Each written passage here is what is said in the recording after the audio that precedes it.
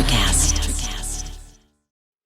Welcome to the Cosmic Love Antenna Podcast. This podcast is meant to encourage you to connect within so you can share your light with the world. And now, here's your host, Harrison Ma.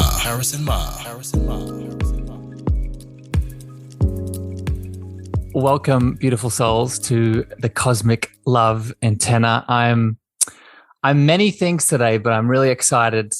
One of them is super excited for this chat we're going to get into.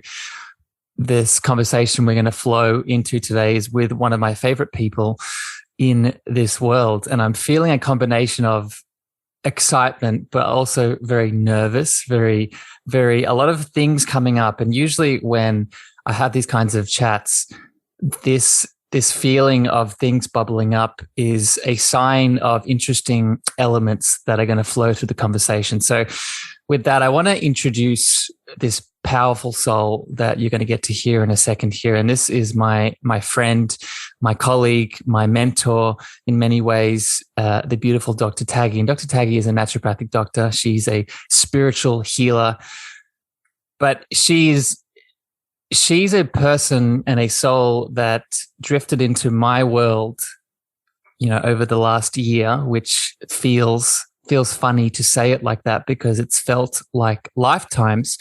But she is someone that, here on this Cosmic Love Antenna podcast that I'm really trying to build and explore, she is really a energy and a being that expands and really leans into this idea that I'm promoting here on this platform. And I'm really excited for you to get to listen to her today. So Dr. Taggy, welcome to the Cosmic Love Antenna.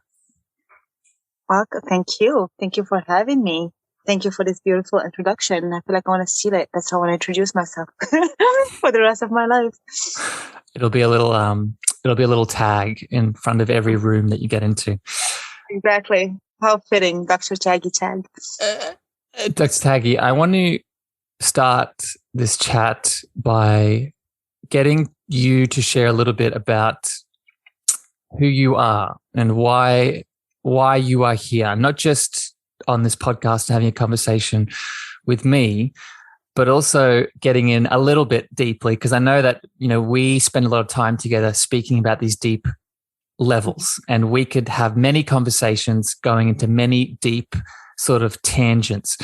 But I want to start with a bit about your background, right? Because I think if people listening to this, they get to see you a lot as the powerful light that you show up as, right? Currently, right? Whether that is in your practice, whether that is on Clubhouse, whether that's in your coaching, whether that's in, all the ways that you show up in the world.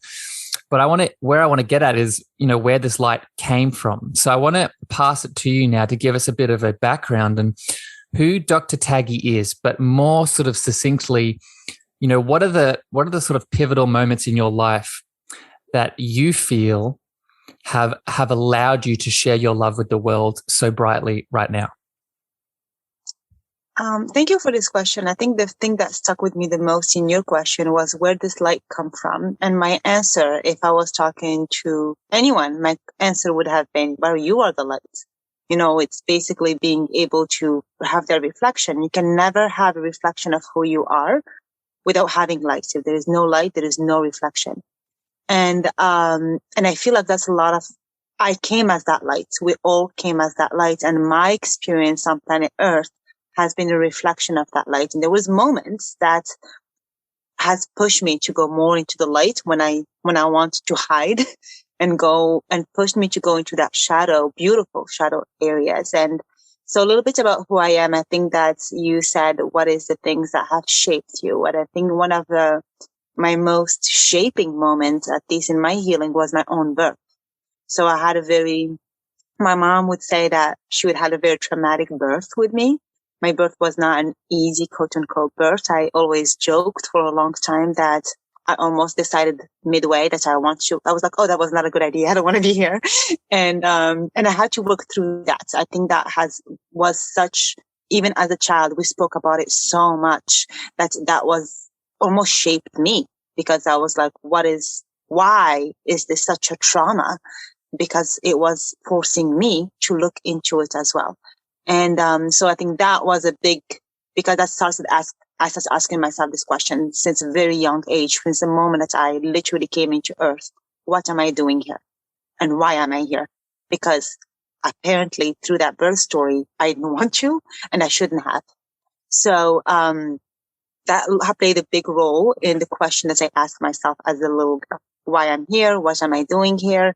And I think that had helped me a lot into look inward. So I was a child that, speaking of the inner child, I know we're going to get there, but I was a child that was hiding a lot under the tables and playing in that imaginary world and speaking to imaginary friend. I had a whole other reality that to me used to be, as a child, they used to call it imagination, but I know now it was a part of how I connected to myself.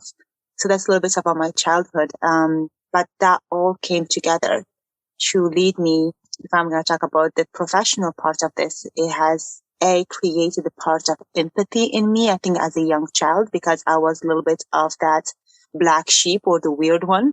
So I started connecting a lot of people to a lot of causes that there are people that may be the underdog.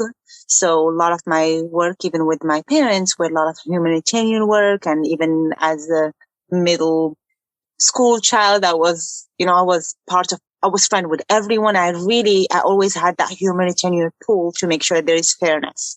My thing was always about need to be fair. Everyone needs to be seen. And it wasn't until very recently, maybe the last decade, that I understood that my gift was to see people. The reason why it's my gift, because my biggest wound was not being seen. Mm-hmm. So I think that's a lot of that own light came from that. Speaking, I'm using that word reflection. I started with that for a reason, is that when I'm not feeling seen, you're not seeing your reflection in other people. And it's hard from a child to not have that reflection in your tribe when you look so, or you act, or you're being told that you're different. So a lot of that, my light came into seeing my own reflection. Let me ask you a question with that not being seen piece. And I think, first of all, thank you for sharing all that. I didn't know that piece of you. It's funny. I've been looking forward to sort of getting this podcast rolling. And one of the things I was looking forward to is getting to know more about the people that I know very well. Right. Mm-hmm. So it's nice to have that perspective. I didn't know the child and the birthing process story that you've shared. The not being seen element, and we're probably going to get into this in a bit, talking about all things in a child. And maybe you don't remember parts of this, but for what you do remember, how did you as a child deal with that? How did you as a child deal with that not being seen? You talked about those gifts and those things moving through you as that beautiful little Taggy that you were. And then you had this element of not being seen. How did you cope at that time moving forward?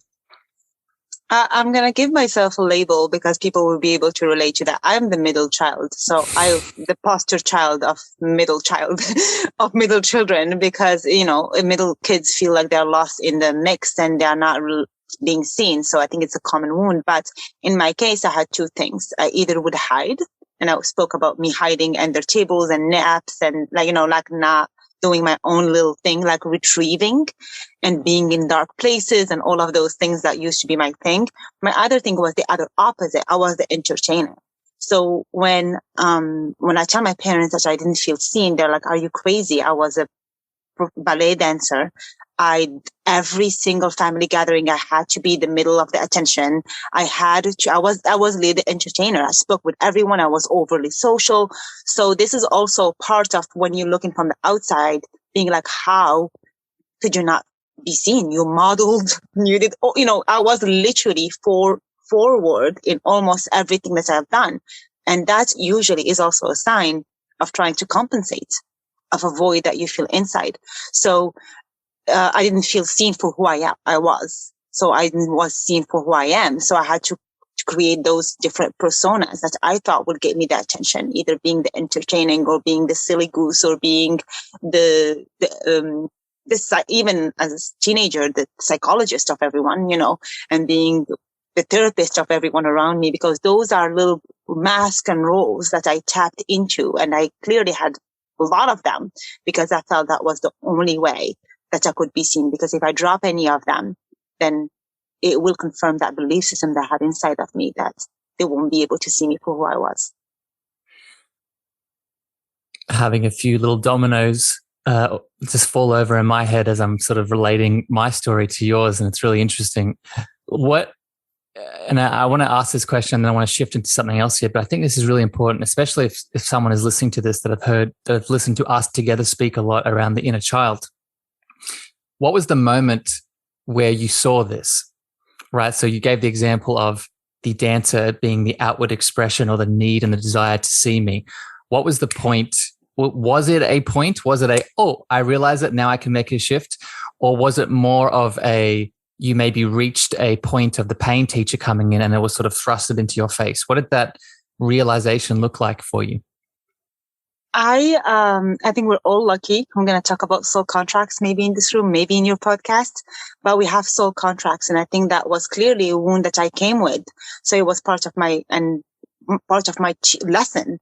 So I also came with souls that made sure that I learned that lesson in a good and bad way. But I also was very lucky to have still my best friend to this day, who was the first person who saw me without all of the mask, and her reaction was like, "Oh my God, you're so amazing!"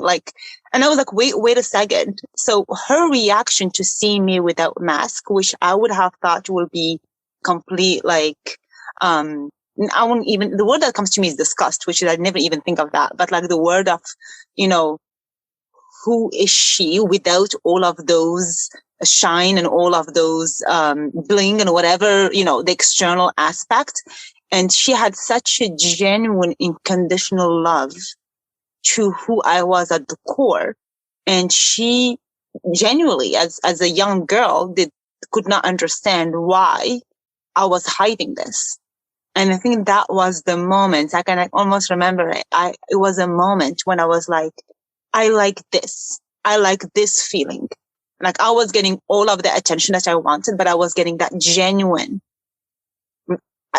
not attention, reaction of feeling deeply seen and someone not running away.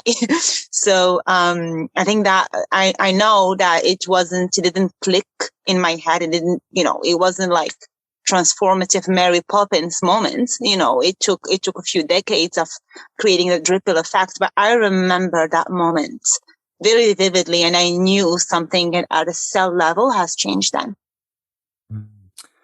The eternal mirror mirror in play. Ooh, someone's here, someone's seeing me in a new way, not a very superficial way, but a deep way. And then also realizing this feels familiar. This feels familiar in some kind of way. This feels familiar. It's something I haven't obtained for a while, but it feels familiar, as if maybe I can do this. Maybe this is something, this love, this unconditional loving space. If that is in her, what is the thing that's inside of me that's responding to it, right? Mm-hmm. I might not be able to feel it right now, but in her beautiful reflection, something in me was ignited. A beautiful little transition here. And there are other elements of your story that I want to maybe get into, but I cannot not take this segue and this opportunity.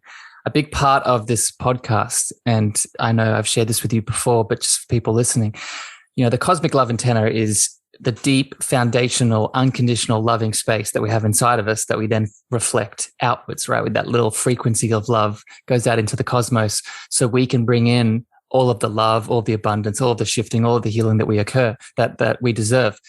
And love, I think, is a word that a lot of people have how do I say this very nicely? Have a very superficial understanding of. And you, Dr. Taggy, you took that example of when you went through that experience with that friend, and I'm sure you had other opportunities like that. You took that experience of love and then took a step forward with embodying love. So I want to ask you, for people listening, what is your definition of love? I think I've said it many times, but my definition of love is literally who we are, is the essence of who we are. we have a t-shirt coming out, people, that says angels are made of light and humans are made of love. And I really, to the core, believe this, meaning that love to me is when you are in your essence and you're vibrating at that feels not real. It's not about a feeling. It's about the knowing, and it's about an alignment, like you feel home. It's really about feeling home. Is that you feel so centered that if nothing around you existed, you will be complete and fulfilled. And that to me is love. It really doesn't have to do anything with anyone around you. Actually, it doesn't have to do, it's not love. It's not something, it's not a verb. It's not an exchange. Love truly is a state of being and the being of who we are. So to me, that's the definition of love. And when I'm in that state of truly vibrating at that right frequency, at that Taggy's frequency that is unique to me, that's when I'm at my best. And that to me, that's what love is, because I am at my best because I am who I am, outside of the conditioning, stripped of all of the weight, and not working off balance, but working at that proper frequency. So that to me, what love is being at your own frequency and being aligned with it. Can you understand, beautiful listener, why this person is in my life? I think it's so obvious. I don't know for me, I don't know how you feel about this, Dr. Taggy, but it's so obvious why, just if you want to call it a soul contract, why our soul contract exists, right? Because we have the same definition. I was with I think I've shared this with you before, but I'll share it for everyone listening. I was working with a client a couple of weeks ago, and we just got out of a meditation, and she was explaining to me what she was feeling and everything that was coming up. And we were going over the love, what you were just talking about. And I was asking her, where do you feel it? What's going on? How could you explain it? Do you feel an emotion of love right now? And she's like, no, Harrison, this isn't an emotion of love. This is I am love. This is a me trying to express that I am love. And I get goosebumps saying it, right? It's because there's such a fundamental force behind that, right? There is such a fundamental force. And I'll share this quickly, and I want to shift here a little bit here to talk about some other topics with you, Dr. Taggy. But I grew up in a very religious household. My parents weren't too religious, but I grew up in a lot of religious elements, influences, school, the culture I was in. And the idea of God was very, there was something on it I couldn't grasp. I just couldn't grasp this idea of God as maybe my religion was describing it as. And I shifted away from that in my story. But when I was able to come back to that space of love, at that space of God, was interchanging those two words as I had a Freudian slip there, right? It's God equals love, or love equals God. And it just makes sense, right? Am I speaking gibberish, or does that resonate? No, that 100%. I mean, I think it's funny you said that, because my first experience of that state of love or being love is that idea. I think it was in a meditation where all I saw was me floating in the universe. Like I was part of the cosmos, and like there is God, and I was just floating. And that state was so peaceful, but so me. Like there was nothing else that mattered. Nothing. Like literally there was nothing. There was no ifs, no buts, no future, no present, no feeling even. It was just is. And I think that's when I realized we, like humans, are made of love. And our way back is to remember that we are part of just a little floating energy in the cosmos. And that's what we are. And that frequency of that energy is love. Such a beautiful little image, just floating in that black and dark, but just entire loving little void. Dr. Taggy, I want to switch gears here a little bit, because, okay, we're talking about all this stuff. and maybe this is landing, maybe it's not, but either way, it's very abstract and esoteric, right? It's very deep. And as we promised, I told you we'd go there, and we did. But one of the many things I love about you is that, much like myself, you really have the goal, the ambition, the drive to make this very practical at the same time, right? You have the goal and ambition, and I think this is a big part of what you do as the powerful naturopath that you are, to make the spiritual blend in with all the other elements of what we are, right? We aren't just a physical being, and we aren't just a spiritual being. We are a physical, mental, and emotional being too. And this is where I want to switch now to, because a big part of the cosmic love antenna is, one, tuning into that frequency of love within, but then also supporting the structure that is around it so that frequency can be strong and bright, right? And how do we do that, right? There's many ways to do it. But one of your specialties that I would love for you to maybe riff off and see what's bubbling up for you around is the Psycho-NeuroEndocrine system or protocol that you so brilliantly and powerfully speak about. So I want to throw it back to you now. How do you think this triad, this dynamic really factors in not only into this love conversation, but helping us be more of the beautiful, loving being that we've always been? I love this question. Thank you for asking it, because the story of how I even came up with that word, I mean, psycho-neuroendocrine system is not a specialty that you go learn at Harvard. It doesn't exist per se. Until now. So it is a wording, especially that I came up with, because my specialty was endocrine system to start with. Then I focused a little bit more on the neuroendocrine system because of the symptoms that are linked with hormones that are affecting the nervous system, like depression, like neurodiversity, like anxiety, like cognitive function. And that was kind of my specialty for a long time. However, I've seen even the limitation of that specialty. And the way I explain it to my patient is, especially, I see a lot of women. So a lot of their hormones, a lot of their endocrine system, big part of where the symptoms is in that lower area. And as we're going up and up and up to the nervous system, to the central part of the nervous system. And what happens when you go even higher? You go to the psyche. The psyche in Greek means soul and means spirit. So to me, it was just the continuous, normal continuation of my evolution as a practitioner. I focused on hormones. I started going higher and higher. And then my next ascension in my practice, where I want to take my patients, was to that psyche, to that spirit, to that spiritual aspect. Because again, they are spiritual beings having a human experience. And I believe that system is really that tunnel that is creating all of that communication between those two beautiful states that makes us who we are.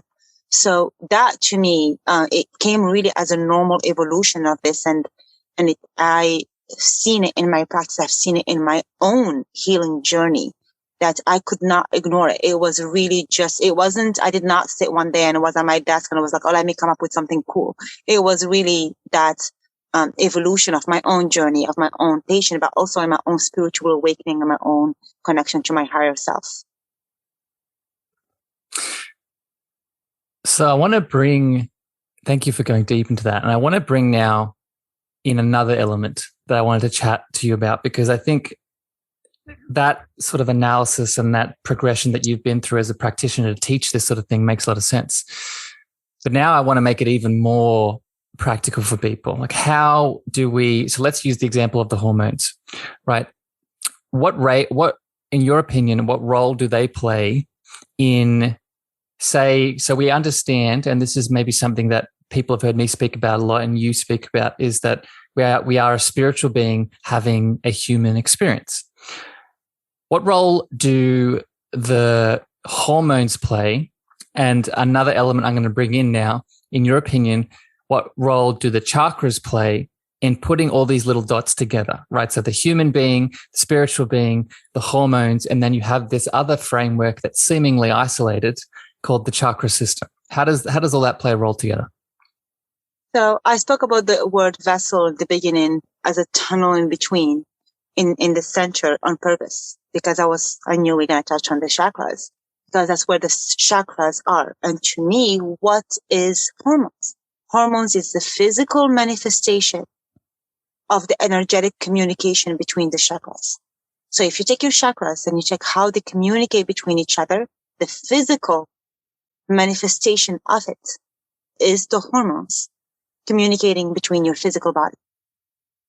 So that is what hormones are. They are literally that physical manifestation, that projection in the physical matter, in that 3D matter, just like organs are a projection of our different auras and our different chakra systems.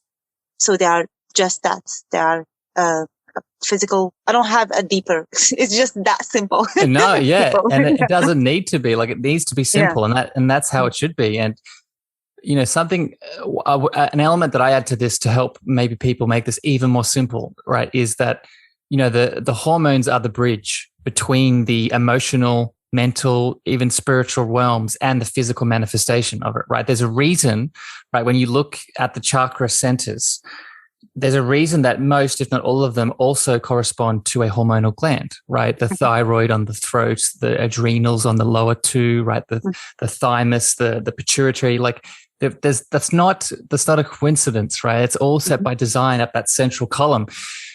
And the reason I'm hitting on this for people listening, and I'm really trying to pull out your expertise here, is that we are not and this is something I was going to talk with you about later, but maybe it's meant to be coming up here. You know, the allopathic system versus the sort of natural, holistic, you know, naturopathic view of the world. They seemingly butt heads a lot of times, to put it very nicely. And I would love your opinion on this, as from your experience as a naturopathic doctor and what your journey thus far.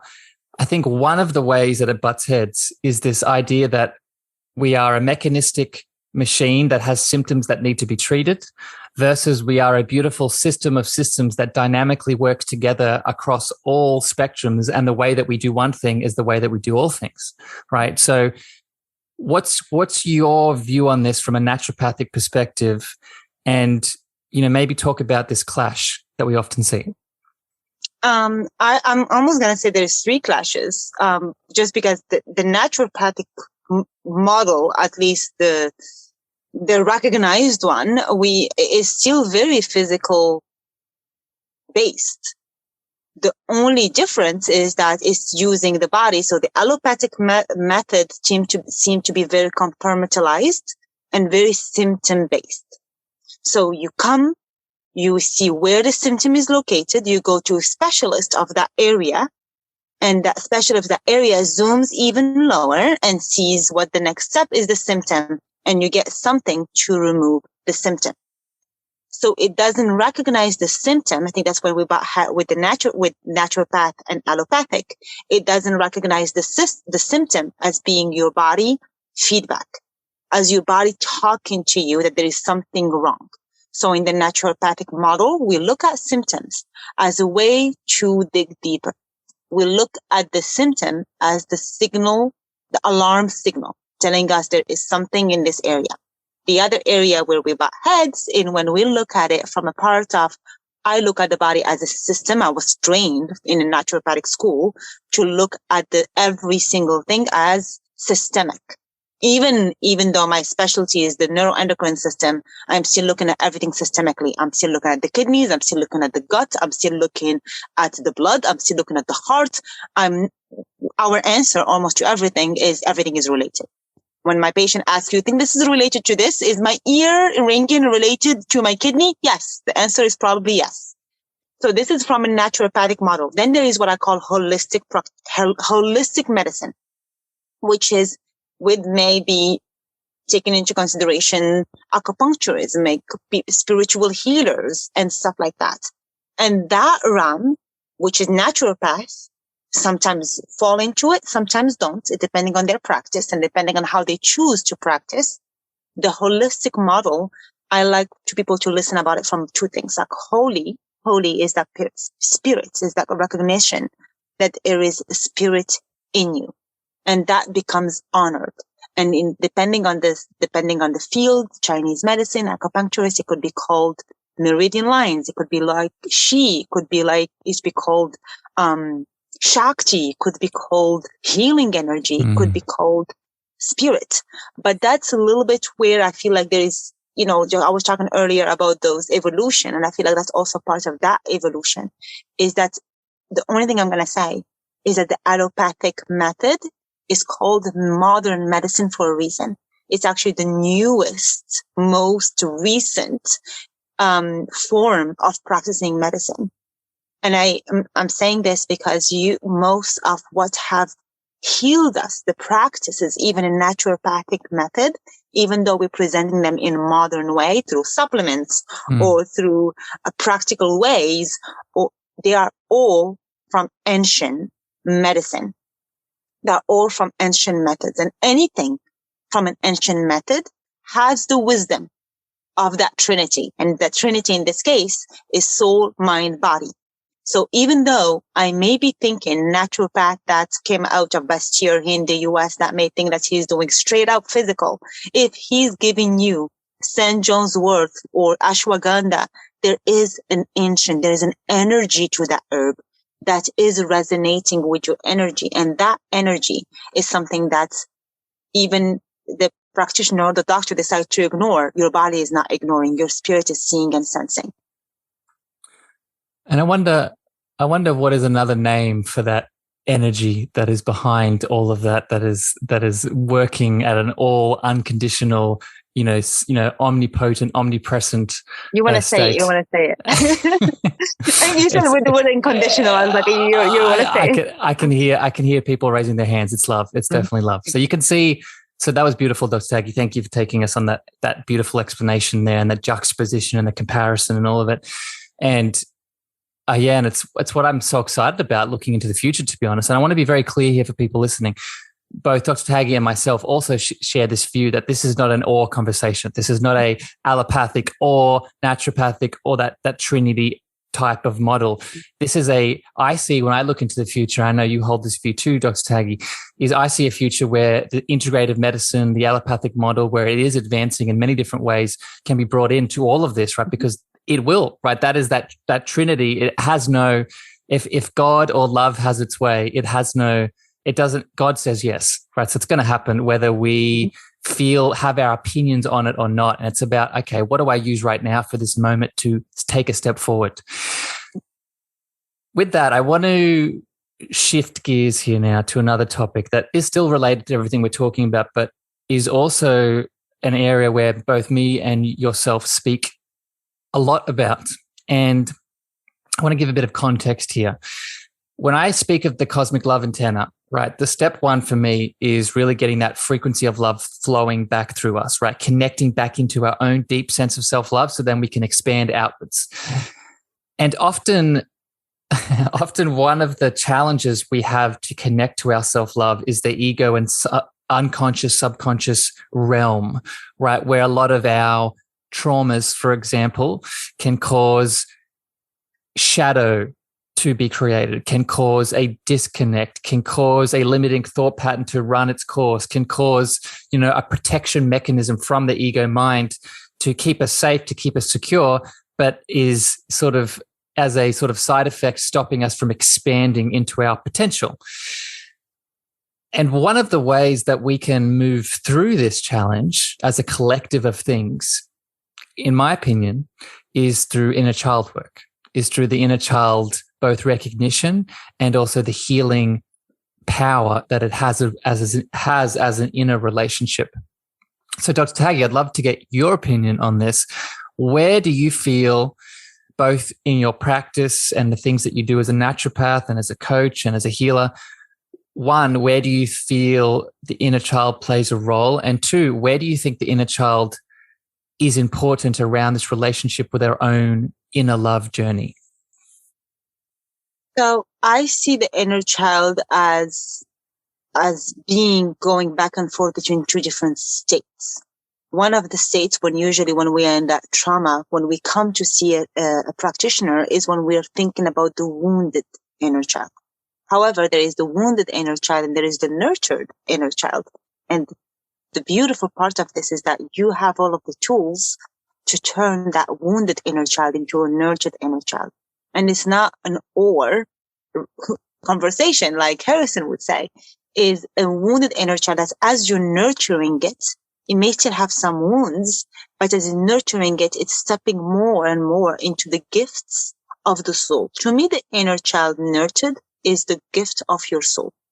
Because where it's sitting in that sacral area or sacral chakra, which is the second one for around that hip area, where there is also life force. So that our inner child could also be that beautiful manifestation of that part of us that is very innocent, that is very pure in the belief in our gifts, in our desires, in our dreams. But there's also the wounded inner child that represents all of those conditionings, all of those wounds. So especially in my practice, when a big part of that psycho-NeuroEndocrine system, when I say psycho, is bringing everything to the inner child from a wound perspective and see how those wounds manifest itself in the patient, how they manifest itself from a nervous system perspective, how they manifest itself in a hormonal perspective. A very good example of that, I'm going to use a wound, let's say an abandonment wound or not being heard wound, will be that you are not using your voice. You feel like you're shrinking, that your voice doesn't matter. And that in a wounded inner child may show up in a throat chakra. That is, now your throat is, you're not using your voice. You're not speaking your truth. You're not responding to that heart desire. Where I just said earlier how the inner child does represent our inner desires as well.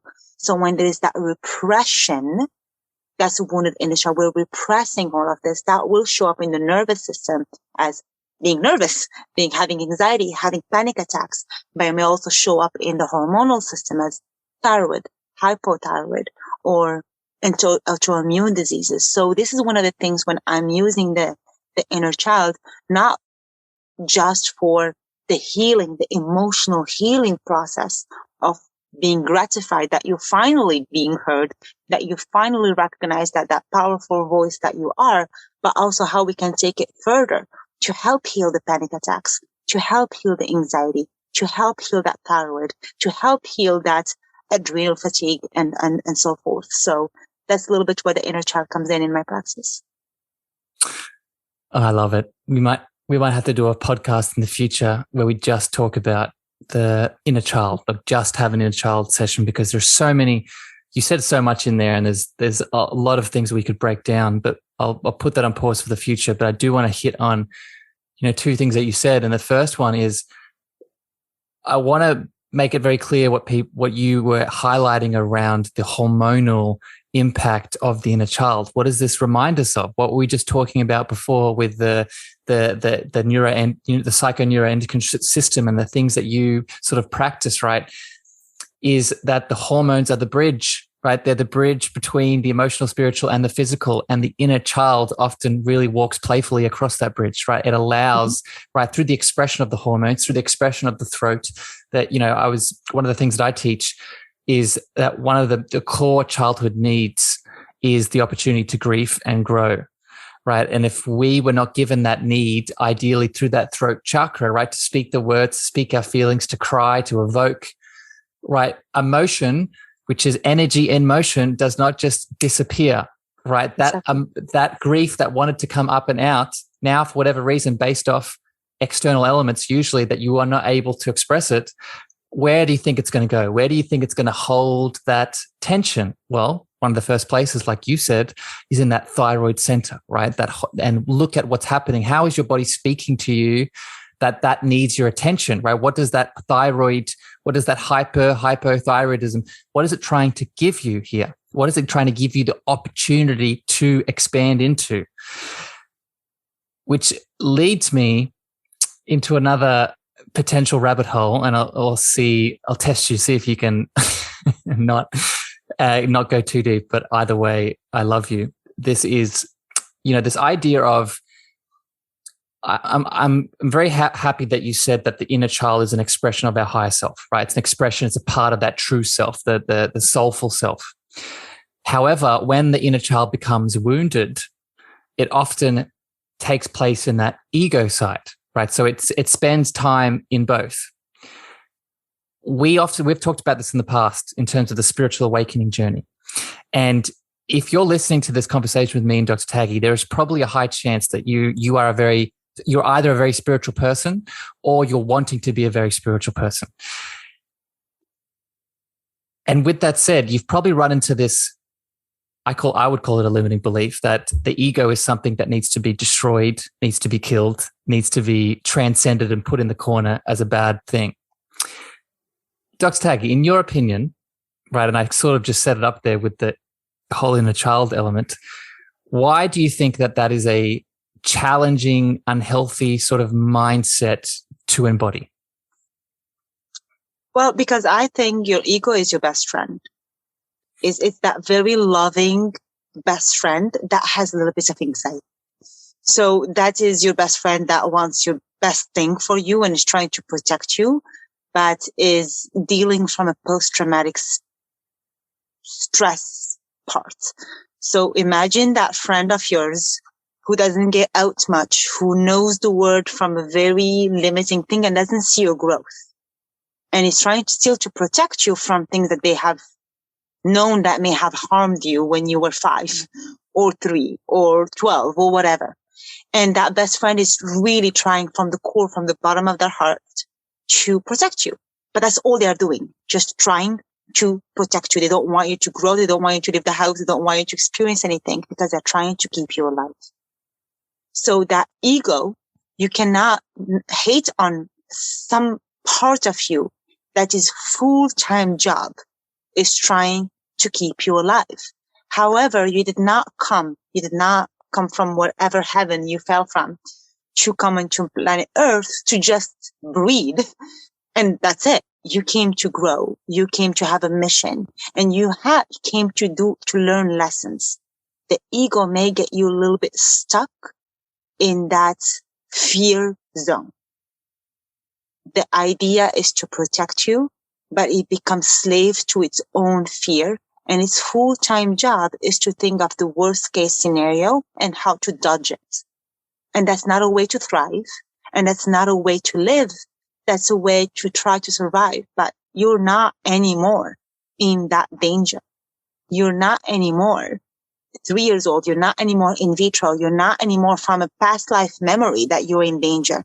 But that mind is so powerful, so loving that it has a database of every single worst case scenario that has ever happened to you and your ancestors. And it's going with, oh, she did this. It means this is going to happen. And we need to really, like I'm saying the word need, to be very loving to that ego. Because even from a chakra perspective, it's very important you would not meet your best friend with anxiety, with anger. You're not going to meet it with hatred. You're not going to meet it with pushing her out or pushing him out. You will meet them with love. So when I am hearing my ego come out and have that, yap, no, don't do this or whatever it is, I actually do meet it with so much love. And I'm like, I hear you. Thank you so much. I see what you're doing, but we're not there anymore. I'm not the same person. I'm not in danger. Everything is okay. I'm going to survive this. Like, trust me, I'm not going to put myself in a self-destruction manner to my ego's defense. I've done it in the past. So he has a valid point, but it's those things. It's those things, and meeting it with so much love help ease it and helping that reunion of feminine and masculine energy in a loving way. And if you had a child who is going into tantrum mode, you're not going to yell at it. You will try to go at that level, look at them in the eye, breathe with them and meet them with love and calm them down. So please, people watching and listening to us, meet your ego with love. It just needs some love and it will come down. Just waiting for you to let them know that they're okay. It's so beautiful. And it's, again, we keep coming back to that love space, right? It's interesting. I'm not sure when I'm going to release this episode in the sort of the series of things, but I'm already noticing a trend of just this, again, coming back to this love theme. And I'm going to make sure people hear it. I'm going to make sure people hear where this love is showing up in all these seemingly isolated connections here. And I want to a couple of things that you said, Dr. Taggy, that I want to expand on for people. And you talked about the role of the ego with the chakras. And I think a lot of what people don't realize is that the ego is developed in the solar plexus, right? There's lower three chakras in general. They connect to our human being, right? And that solar plexus first defines our identity, the little self, our expression, what makes me Harrison, what makes you Taggy. And when we ignore the ego, when we call the ego a bad boy and pretend to not love it, as you said, then we're also pushing away our self-expression. We're also pushing away our self-confidence. We're also pushing away what makes us beautifully unique. And the other sort of caution I would add on to Dr. Taggy's beautiful explanation here of the ego and why we need to love it. I often see this in the sort of, again, in the spiritual world where we're all focused on connecting to samadhi and going to the oneness and being in that floating love space that you talked about at the start. And yes, it's a beautiful place to be. But if you take the filter off, right, which is the ego, you take the filter off, but you haven't done any of the healing, right, and you're not ready to take that filter off and you head into samadhi, then there's probably a high chance that a lot of stuff is going to come up that's going to be very hard for you to move through. The example that I give is, imagine you're driving down the road at 80 miles an hour, 100 kilometers an hour if you live in Australia. And, the wind on the windscreen is the consciousness, is the universe, is that love state of bliss. And the windscreen is the ego. When you take that windscreen away as you're traveling at 80 miles an hour, what do you think is going to happen with that wind as it comes into the car? Well, it's going to slam into your face. And if you're not prepared for it, it's going to cause a lot of shock. Right. So this is, it's interesting. I would love to hear your thoughts on this, Dr. Taggy. And I want to be very careful here. And I don't, and this is maybe like a little rant, but it's coming up, so I want to share it. This is where I see the challenge with people going into plant medicine ceremonies, as an example, right? And I think they're very valuable and they have their place, setting all the things. But what a lot of people don't understand is this dynamic between consciousness and the ego. And when we take plant medicines, we're turning off the default mode network. So what's your view on this, Dr. Taggy? What's coming up around this and the ego and all these elements? I'm going to go back to the love because I was going to speak about intuition. Intuition to me is our first sense, is the first thing that we develop, is the first sense we come with because it comes with our soul. It's not a sense that we get from the physical body. So, and intuition to me is that heart space. For everyone here who is listening to this and be like, wait, what? I was going to do a plant medicine and heal all of my trauma in one weekend in Costa Rica. And you're like, why are you saying this? What I really want to say about this is that trust, because even wanting to speed up your healing, that is your ego being scared of the pain. So you're ever acting from a fear place. Let's always go back to the heart and go back to the fear. Is this fear or is this love? I mean, that's literally as simple as I do it. When I'm attracted, even when there is a desire, I ask myself, why do I want this? Do I want this because I think it's going to add value to me, meaning that I'm lacking value and that's a fear base? Or I am doing something because you know what? I just want to. That's it. Because it makes me happy. And that's about it. And that's the same thing for healing. Even in my own journey, and I'm such a feminine energy on the outside, but I also have a very side of me that gets very like masculine and OCD and chop and stuff like that. And my healing wants to be like that. I want to be like, okay, let's do it. I am going to dedicate. I had a timeline, dedicated, heal, and move on. However, that's not listening to my heart. That's my mind, the ego taking over. So that's the same thing. You said something about that windshield or the windscreen, as you called it. Why would you do that? I mean, if you are just driving and you look at the beautiful universe, why would you want to do this? The only reason why you would do it is because you're scared that you're missing out. And you want it fast and you want to feel it and that is a scarcity. This is a lack mindset. and the scarcity and lack mindset, even in spirituality, is not going to serve you. So always go back to the intuition. So if I have one advice for anyone who's trying to heal, start with developing your intuition. Start with developing that you have an inner voice and listen to it, because it's going to guide you through it, and it's going to make you trust the process and allow it to happen rather than seeking it. Because a lot of us try to go and seek the healing, seek the spirituality, seek the awakening, rather than allowing it and dancing with the universe in a way that when it calls for you, you show up. You don't hide either. So there is a happy medium here, and it all starts with allowing and showing up for yourself.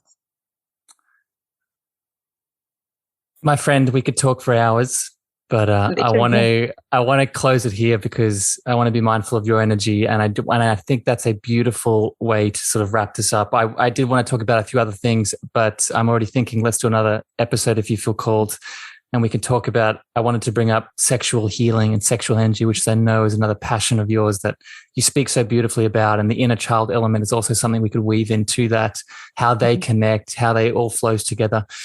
But Dr. Taggy, before I sort of thank you here and we wrap this up, I want to give you space now to speak a little bit about what you're doing in this world and what you want to promote. Because, if people go back and watch the first episode that I recorded for this new platform and experience and podcast that I'm creating, a big part of this is not just me sharing, it's getting to spend time with you and to see all the beautiful love that you're giving the world that helps us all ignite these powerful cosmic love antennas, right? Because this is not just a Harrison thing. This is a everyone thing. So Dr. Taggy, what are you doing in the world at the moment that you want people to hear about and to maybe ask them and challenge them to lean into that you are supporting them with?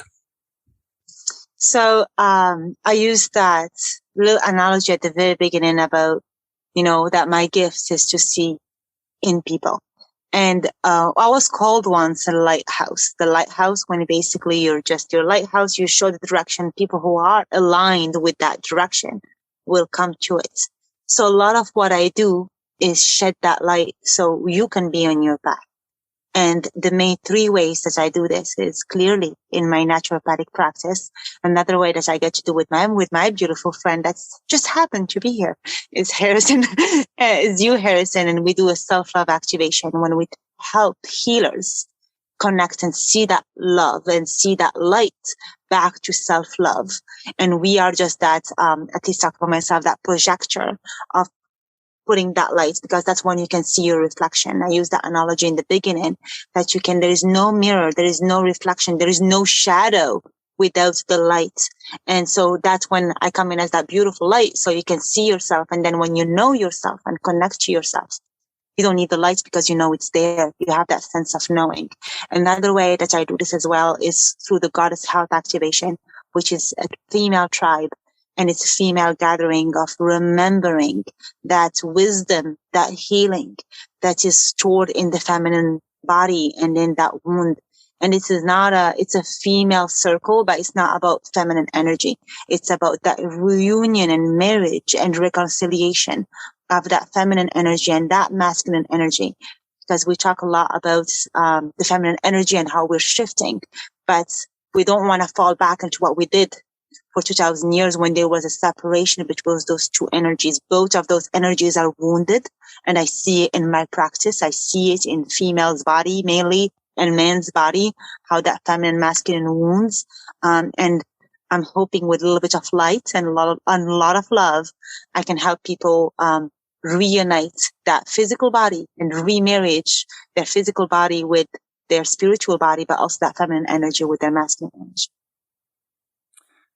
I love it. And what I'll do is, and I'll message you about this, Dr. Taggy, send me all your details, all the links. I have a big chunk of them, but all your other stuff, send to me and I'll put it in the show notes. But thank you, my friend, for coming on and having a chat with me. I know we spent a lot of time together, but this was a new dynamic and I hope it gave a lot of beautiful insight and loving wisdom to everyone listening. I love you very much. To all the listeners, I wish you a wonderful evening, morning, afternoon, wherever you are in the world. My name is Harrison. This has been the Cosmic Love Antenna here with the beautiful Dr. Taggy, and we're out. Bye, everyone. Thank you for listening to the Cosmic Love Antenna podcast. We hope you enjoyed. Be sure to follow Harrison on Instagram, Twitter, and Clubhouse at Harrison Ma. That's Harrison, MEAGHER.